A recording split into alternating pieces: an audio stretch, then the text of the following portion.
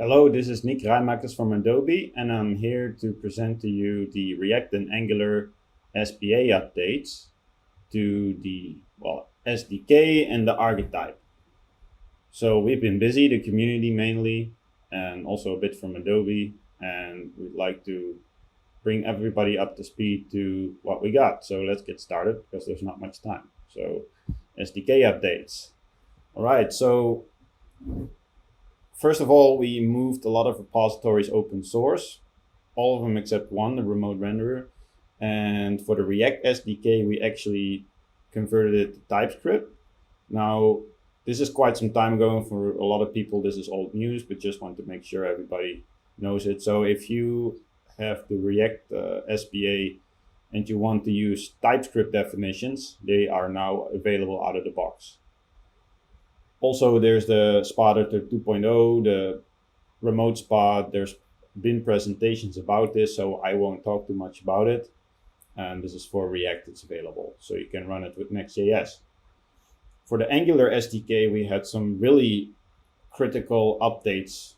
One critical update mainly about code splitting and LazyLoading. This was not possible before, so you would get a really big 3 megabyte, 4 megabyte, possibly bigger, whatever, depending on your project, initial JavaScript file. That's now resolved because you can actually split it up and lazy load it as you go. So as you navigate through the pages, you load up the JavaScript. We have core components for React and Angular. I will show a demo on this, but it's mainly a subset of the most important components. It's open source. A lot of archetype updates. One of the most important ones is basically an out of the box baked in experience fragment. We also had to modify the SPA core for this, but you don't have to do any more ugly hacking to achieve this. This is now really easily achieved. And by just using the archetype, an example is provided right there. And that works pretty awesome. Also in the archetype, since version 28, I believe it's 28. Yeah, we provide server-side rendering. So there's an option to provide server-side rendering. And then if you specify yes, it will actually generate code for server-side rendering. And for React, actually, it also works with IO runtime. For Angular, only Express, but it's pretty cool. So it provides you a working setup right away that you can use, and you don't need to figure out how to bootstrap it. It's all there. And some integration of the core components as well. Just the navigation component is in there, and also the title, and it just shows you how to get started really easily. So that's pretty cool. And the navigation works with routing, so that's pretty neat. Okay, so from Mavis, a partner, actually they released the Vue SDK, so the Vue editable components, and I'm really excited about it. It's really well done, so well done Mavis, and it's really clean code, great quality, really good, state of the art, and yeah, you can check it out and use it. So no Adobe support from this as of now, but at least we do recommend it, and definitely check it out. One developer actually, I'll mention him later. I forget his name. Sorry, I'm not good with Indian names, but he actually released or did pull request, and which got merged about the style system support. So now both for React and Angular, you can toggle styles from the editor. So that's really also really cool. So, okay, I'll go next. Okay, so I've got a lot of questions about people about how does the SPA editor exactly work. There is documentation on this, but I'm still going to give some extra insight from my perspective when I was a consultant and now as an engineer. And I'm going to break it down a little bit in a way that's hopefully a bit easier to understand. I'll do my best because it's still quite complex. It's a complex topic. But here we go. So we'll do the front end and back end, and I'll start with the front end now. So basically, we have, I split it up here in 2 packages. The packages don't exist, but I just made them up. We have an agnostic part and a framework specific part. So for the agnostic part, every framework uses the same code here. And we have 2 repositories here. These are very crucial: component mapping and page model manager. For component mapping is nothing more than storing the association between a resource type and a class or a function. So basically just to store, how do you render this resource type?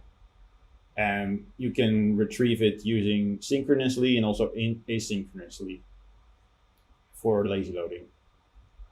So that's that.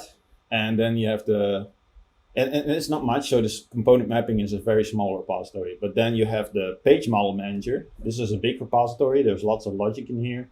This basically handles the initialization of the data model. So it actually fires a request to AM, like give me the model JSON of the page I am currently on. And then when it gets that data back in return, it stores it and then fires some listeners like, okay, I have the data now. And you can, on the initialization, you can specify as options. You can actually feed in the initial data in case of server-side rendering, hydration. You can also say, okay, this current path, this path I want to retrieve, etc. So this is quite important, this repository, and a lot of work is done here. So the bulk of the logic. Okay, so let's move to the framework specific part. So we have the editable components repository. This basically will implements the containers, the main container and the responsive grid, and then it takes the data from the model manager and displays it in a nice way and handles a bit of routing. So that's also one of the core repositories. Then we have what's new, the core components, the base and the SPA. Now you might want to ask, why there are 2 separate. Good question. Why not one? Well, because the base repository contains components that are not necessarily SPA only. They can also be called from web components or standalone projects, and they don't have a dependency to the SPA editor. So for example, a button you could just instantiate and just use in your web component. Most components are in there, but for the SPA repository contains mainly container components such as the accordion, the tabs, carousel, and these rely on the SPA editor framework. So you can only load these in when you're in the SPA editor context. That's why it's separated, so at least these are not tied to the SPA editor. Okay, for the backend, I have to go a bit fast because otherwise I will run out of time. But for the backend, we have these 3 repositories. 2 of them are open source, 1 is not. I'll start with the open source ones. So the SPA core actually basically implements the main Sling model exporter page basically for the SPA, and also some extra getters for like getting the model JSON root URL, like where what the entry point of the SPA editor, and some other logic. But it mainly handles providing a good data model to the SPA editor, to the page model manager frontend. So as you can see, all of these 3 repositories heavily rely on the Sling model exporters. So, okay, that's a bit for the backend. So, excuse me, I'm gonna give here a flowchart for the SPA editor 1, not 2, just SPA editor 1.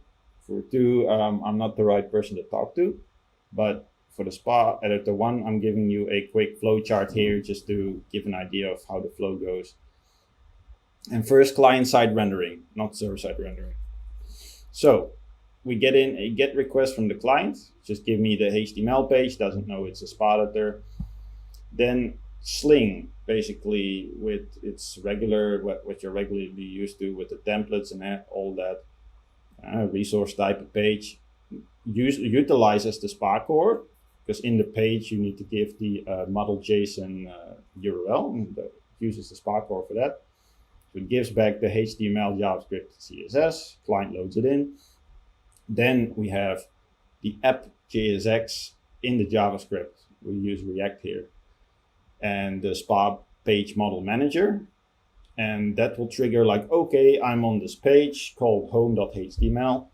All right, okay, I need to now retrieve, I have an empty page and I now need to retrieve the model JSON to be able to render this. That's what the page model manager says.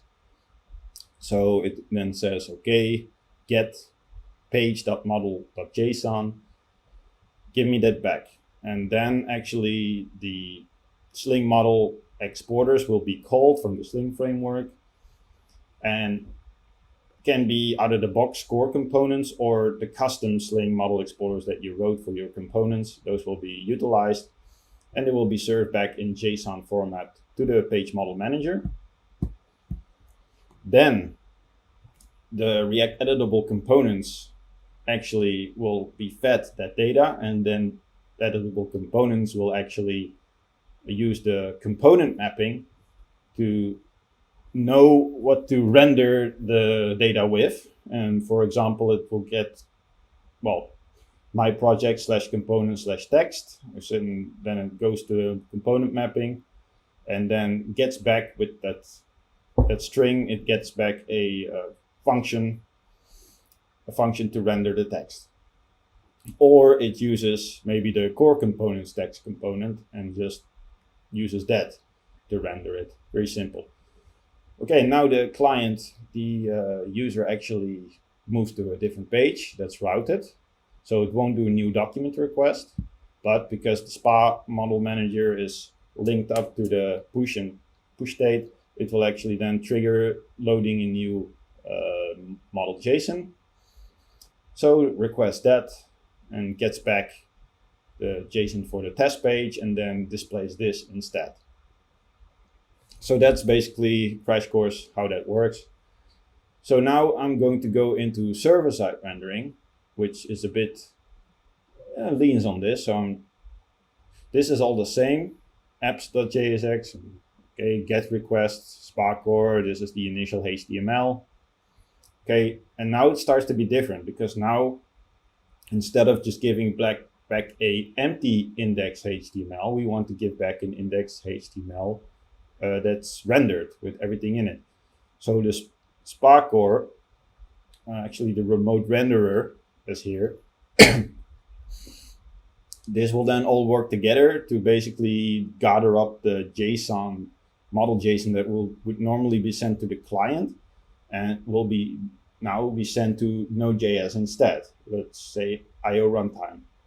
So this will be sent there. The pre-render functionality should be deployed there, otherwise it won't work. With the JavaScript code, that will give back HTML and also the JSON of the state that comes back.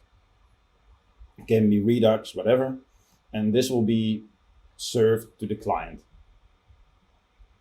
And bam, now the SPA page model manager will be fed this JSON specifically. So it doesn't need to now do a request anymore to AM to get this model JSON since it's already there. So boom. And the rest we already discussed is the exact same. Now, and again, now if it now navigates to a different page, nothing changes. It's the same as usual. You just get the model JSON and get it back, serve back. So that's basically in a nutshell how the flow works. I know it's complex, but the examples are provided. It's already in the archetype baked in, so you don't necessarily need to worry about it. You just need to worry about pitfalls of not breaking functionality on the server. I have a couple of YouTube videos on that. I put them in the references. That's all you need to worry about for the most part. But still, here is how the flow works for the SPA Adapter 1.0 server-side rendering. Of course, for 2.0 with Next.js, forget about this because it will work completely different. Okay, so I'm going to now talk a little bit about a few updates. Angular lazy loading with LazyMapTo. So before, the only possible way to map components with Angular was using this statement, like you just import here and then you did a map to. Now with Angular 9 or higher, this only works with Angular Ivy enabled, then you can actually do this. You can say LazyMapTo, and then you pass in a function here that returns a promise, and then you can just, you do a dynamic import here, and then on the promise you resolve this module, and there you go. This will actually work just fine. This is all in the Archetype, and you can go check it out. So I won't go into detail here. But again, the requirements, Angular 9 and higher. Ivy has to be enabled. Another important thing is that caught me a lot is you cannot be importing the module in your main module, because then it won't be lazy loaded. The compiler, the Ivy compiler, will just include it in the main script. Okay, for React, for the remote SPA, again, I won't talk about this much, but you can. It's for different people, but still, I'll mention it. So you can have your SPA hosted outside of AM, for example, in Next.js, and then you designate certain editable areas, specifying a path. And the advantage here is that the routing can be handled by your app if you already have a SPA and you don't want to refactor it. Then this can be a quick way to get hit the ground running. And if you want to maintain control over, as a developer, over the routing and the layout, this is a great way. The downside is that a lot of areas then are not editable by the author, and the template editor then basically is rendered useless. Well, not useless, but only those small parts that are designated to be edited, you can use the template editor there, and for the rest, you cannot. But that's the trade-off. You have to decide what's important to you. Okay, so now for core components, I'm going to give a quick, very quick introduction. So the core components for React and Angular, we actually wrote so that it replaces the view layer. So instead of having HDL or Sightly as it was known, that's not used. It actually renders everything in React or Angular. It's a subset of components based on amcomponents.dev. So not all components are supported, but quite a bunch. They leverage the Sling model exporters from the core components project. And contributions are very welcome, and it can definitely be improved. So I'm looking forward to some community help. So now I'm going to give a quick demo. So I'm going to show you here just the example project where we basically aggregate the libraries and show you what's capable, basically a showcase. So just gonna scroll through. Basically here are the supported components currently that are currently implemented. So this is the subset. And not everything is implemented, as you can see, but here are the ones that are. If you want to install this locally, then you can do so by having a running cloud or 6.5 instance with Service Pack 8 or later. You just run this command, and then there's actually currently a bug. If you can fix it, pull request would be nice, but you need to, for the first time, you need to start the bundle manually after this. So that's for this project. So now let me just show you what we have. So if you run this, you will get this as a result. So this looks similar to amcomponents.dev, but this is all in React or Angular if you choose Angular. And you can check this by just inspecting. Basically, you can see here the grid here is from the SPA editor framework. And this is also with server-side rendering. So I currently have server-side rendering on. So now I can refresh, and there you go. I just turned it on, and there you go. You see the, let me do line wrap. See the server-side rendered content. So you can see this is compliant with server-side rendering, and we would like to keep it that way. So any contributions need to work with server-side rendering, as this is important for our customers. So I'm just going to show you a little bit what we have. Here we have a breadcrumb component. And this is a sample page representing a level in the breadcrumb hierarchy. You can go back. I'm not going to show everything because that would take a lot of time. But yeah, you get the idea. You have a list component. And let me just show you the accordion, and we keep it at that for now. But as you can see, this looks similar to what you have from the normal core components, but this is in React. Or you can have Angular. As you can see, you can do some authoring. So yeah, you can change this around. This is just like out-of-the-box stuff that all works. You can also do this sorting with the panel container. And this provides, well, good insight on how to accomplish this basically in React or Angular. One major difficulty was implementing container components. The other stuff is pretty, well, just easy for any React developer or Angular developer, but the containers really hook together with the framework, and then it's quite nice to have an example, especially with these orderable panel containers.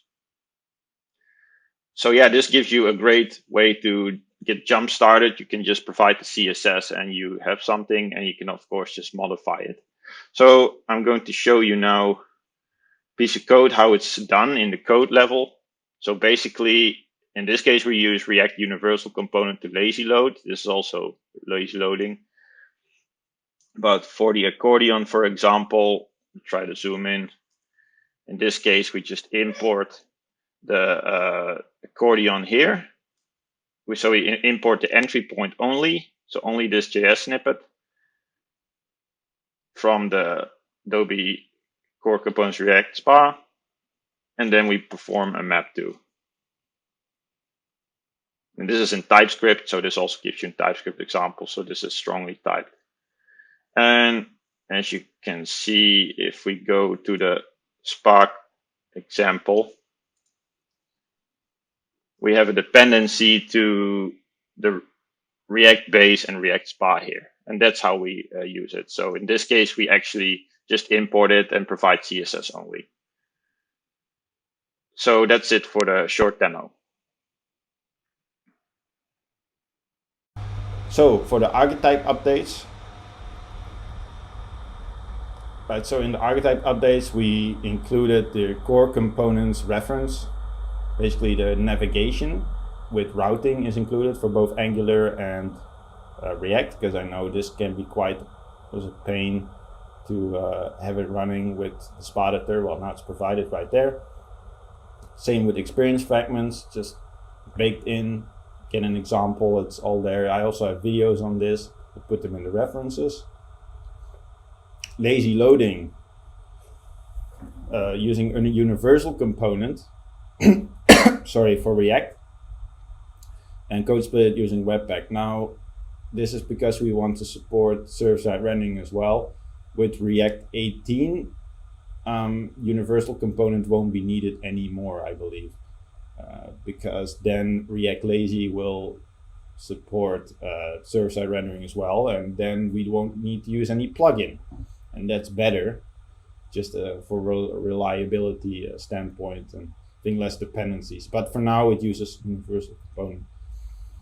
It also has server-side rendering using IO runtime and express if you specify the flag to be true. For Angular, basically the same. Again, experience fragments, core components with the navigation, basically with routing, LazyLoading example. Code split it with the Ivy compiler, and server-side rendering just with Express. I did manage to get it work with IO runtime, but it involved so much hacking that it involved actually overloading a npm package with my own package, and then in every build script copying it in. So that was really something that was not okay. So we decided not to release that.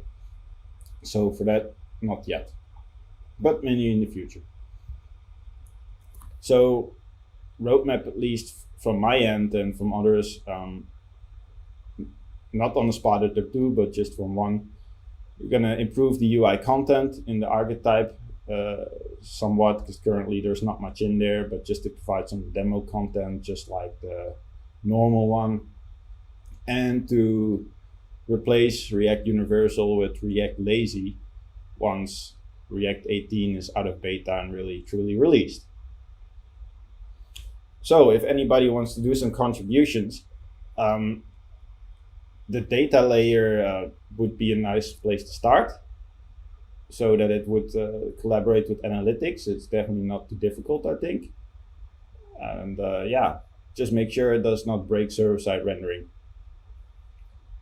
Another contribution that might be possible is a better npm build watch scripts. Maybe use NodeMon, or maybe write with AMPack that I have, or improve the script so that it actually provides source maps and syncs up better. If anybody wants to do that, that would be greatly appreciated, or anything else that you want to contribute. Some credits and shout outs that I would like to give. Daniel Gordon for awesome tutorials, Zoran for the IO runtime archetype that he provided, that I used to integrate to the main archetype. Mavis for the Vue SDK, really awesome work. Hanish Bansal and Sharanya Viot from the core team that really helped to get a lot of pull requests accepted. Big thanks. Without them, wouldn't have worked. And yeah, and here's the name that I forgot, Mahidhar. He did some style system support PRs, and those are greatly appreciated, because that makes a big difference. So thank you very much for that work. Here's some references, and I would encourage you to watch the YouTube videos if you're interested in server-side rendering. We have now the SPA editor error pages with HCSAM comments. It's also integrated in the SDK. I forgot that, but there's an example posted. So if you have a 404 page, then you can offer it using this example, and just a regular reference that you're used to. Here are the repositories, all of them listed. Again, here, this is the only backend one, but the rest here is the framework agnostic stuff that I talked about: component mapping, SPA-based model manager. Here are the implementations. So here for React, Angular, Vue, to display those components to the page. And here we have the core components for Angular and React. And again, the reason this is split up, I talked about it, but also there's an examples. Here's the examples repository that I just showed. You can use that to locally, get the example so you can see for yourself. And of course the archetype. So I think that'll be it. So if there are any questions, then I'll be happy to entertain them. So I have some questions. I'll try to answer them. So first of all, not many questions, so that will be easy. Okay, is it possible to achieve server-side rendering without IO runtime? What is SSR using Express? Okay, so Express is just the usual Node.js web server that you can fire up, the most used one. And you can do it. The archetype actually includes examples using that. Here's the thing though, for aim in the cloud service, it's, well, not recommended, and I'm not even sure if it's, well, it's possible, but then you create an Express server, one or two or whatever, and then all of the publishers that need a server-side render page. So a request comes in, like, okay, give me this page. It's not cached, so it needs to serve a page. Then all of those will go to those Express instances outside of the Adobe infrastructure and get it from there. This is not recommended because scaling will be a problem, or could be a problem, might not. So say if you only would hypothetically only get at most 1,000 requests every 10 minutes, I'm sure that one Node.js server will be just fine. But if it gets to 100,000 for some reason, well, then you're screwed because it won't scale up. It won't scale. So we don't support at this point and basically spinning up Express instances, Express pods along with the publisher pods. So that's therefore IO runtime is better because that's just scalable. It can scale up to infinity, so you don't need to worry about it. I do recognize IO runtime is a bit more tricky. However, with the provided examples, I think the initial setup, just figuring that out was a major was tough, but that's now really easy because it's just out there, so you don't need to do anything really. So I would really recommend IO runtime really. So yeah, I hope that answers that question. But yeah, you can still use Express, of course, but then not with the infrastructure from AIM in the cloud service. That won't. Yeah, we don't provide that at this point, as far as I'm aware, at least. Okay, let's go to the next question. Okay, with 2.0 on the horizon, how relevant will this 1.0 be version be in the short and midterm? Okay, so I cannot speak for Gabriel. Maybe Gabriel needs to answer this one. In the Meet the Expert session, but here's what I think is that you could use 1 or 2.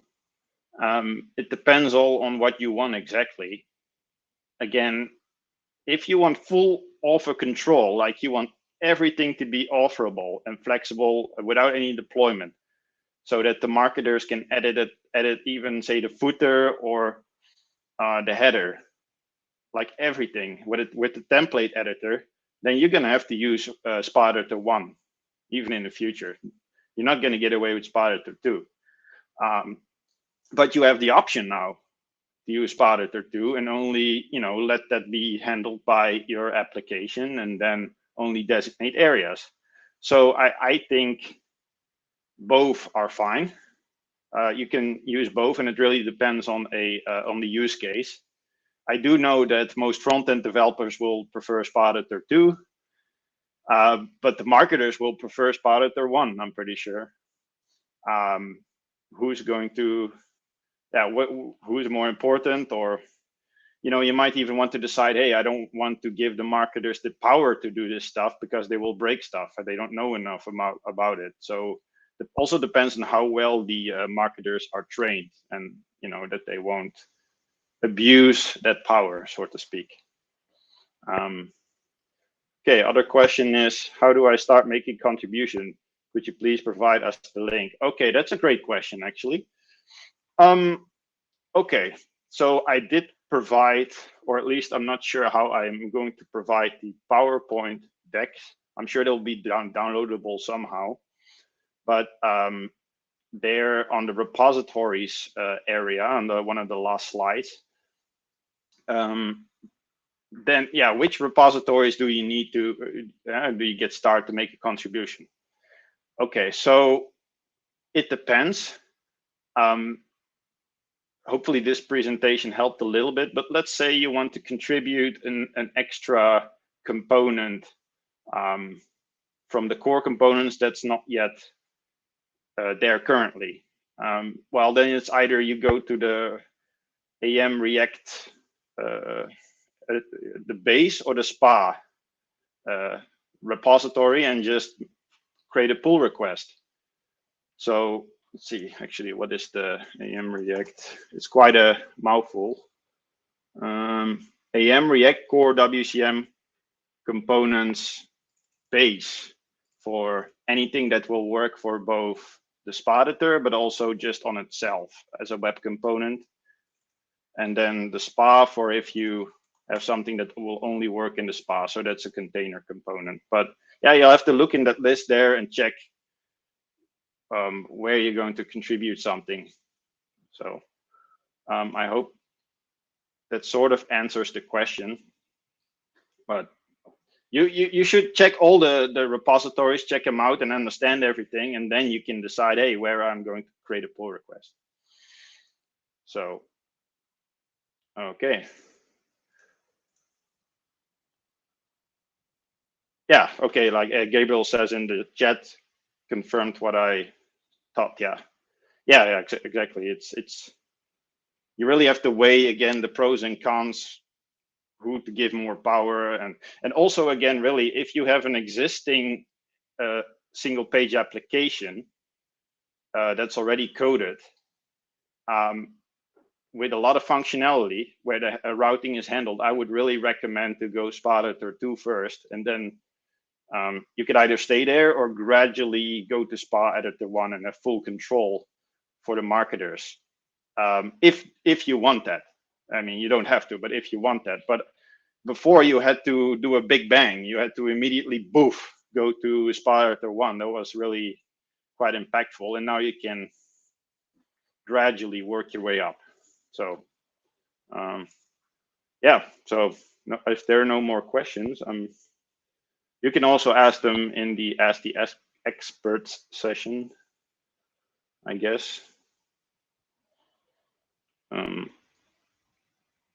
But I guess those are all the questions. I guess we can just leave it at there, I'm guessing. So yeah, okay, then let's leave it at that. And if you have any more questions, I'll see you in the expert session. I'll happily answer some questions there. And thanks. And please contribute, guys, contribute. Would be great. Okay, bye-bye.